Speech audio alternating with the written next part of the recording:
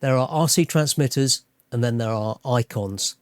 And back in 2019, when most radios were still locked down and tied to a single ecosystem, the original TX16 and then the TX16S arrived with a bold new idea: open firmware, multi-protocol support and real freedom for pilots.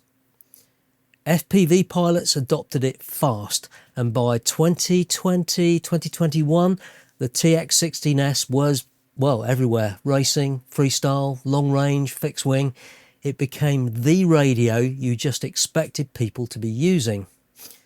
And the Mark II in 2022 refined it a bit further, but the mission stayed the same: pilot first, open and affordable.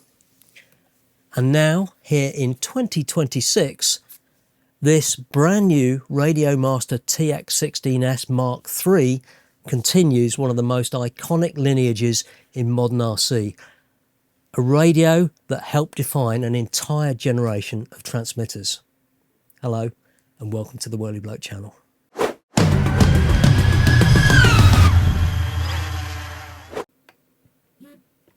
to EdgeTX. If you've owned or used a TX16S before, a lot of this is going to feel very, very familiar, and that's a good thing. But as you'd expect from RadioMaster, the Mark III takes everything people liked about the TX16S and just levels it all up. It comes in two flavours, which I'll come back to in a moment, but this one here is the Max version. This is the fully kitted out version, and straight away you can see where the premium goes. These are the AGO2 full CNC aluminium Hall effect gimbals, in this case finished in red anodised aluminium with all the matching metal controls, and they look and feel every bit as good as they look. And you can't miss this massive 5-inch IPS touchscreen. You've got programmable LED gimbal rings around here, as you can see, and as I predicted a few years ago, internal dual band Gemini RF covering both 2.4 GHz and sub-G 900 MHz. And that's just where this starts, really. You get all the full complement of switches and rotaries, including these two at the back here, just under your fingers. And you've got this folding antenna, really neat, and a really sturdy carry handle. Feels very nice. You can use that as a stand as well, which is pretty good. And under that flap there, you'll find the USB-C port for charging and firmware updates, along with a headphone output and a trainer port. And in the hands, it feels, well, just lovely. It's solid, it's not overly heavy, and it's very, very comfortable. And these rear grips on here, they feel like almost like stitched leather. Well, there's definitely stitching on there, which is a very premium touch. It's almost a bit Porsche-like. Now, powering everything in here is a super fast STM32H7 processor, which gives you loads of headroom for complex mixes, telemetry, Lewis scripts. Everything EdgeTX could throw at it without slowing down. It's super responsive. And that 5-inch IPS screen runs at 800 by 480 with bright colours, sharp detail, and it's got an automatic backlight adjustment so it stays readable whether you're indoors like this or out in the full sun in the field. Internally, the dual band Gemini ExpressLRS system uses the LR1121 chips, giving you the usual long range capability, fast packet rates, and the excellent link reliability straight out of the box. There's a smart balanced battery circuit in here to improve efficiency and battery life, plus there's a low noise active cooling system just under here that keeps everything running nice and cool and stable. And so you've got these foldable antennas, packs away very neatly, it's not going to catch on anything in your flight bag, and it's actually got a built-in motion sensor, and that can be mapped to switches, camera pan and tilt, or even telemetry callouts simply by tilting the radio. Storage wise, there's 4 gig of onboard flash, expandable via micro SD, which is down under here inside the cover. And of course, it's running Edge TX, which, let's be honest, most of us expect that these days. Physically, this sticks to the classic TX16S form factor, solid, familiar, flexible, that sort of thing, with these removable shoulder panels up here. You get 2 of these, so you can swap them out if you want to. And there's a JR compatible module bay on the back, and support for multiple battery options.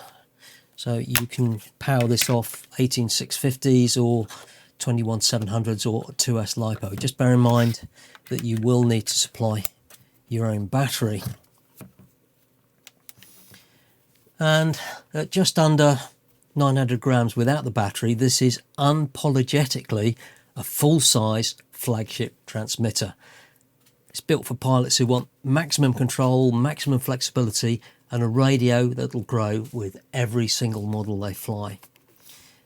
And just to clear this up, because I know it will come up in the comments, the Mark III and the Mark III MAX are exactly the same radio underneath. Same processor, same dual band ExpressLRS system, same HDX features and performance.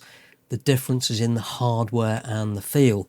The standard Mark III is a little bit lighter with their new V6 Hall gimbals, while the MAX goes all in on premium with these full CNC AGO2 gimbals, the metal controls and nuts on the top here, a more refined finish and so on. So it's not about what it can do, it's about how it feels in your hands.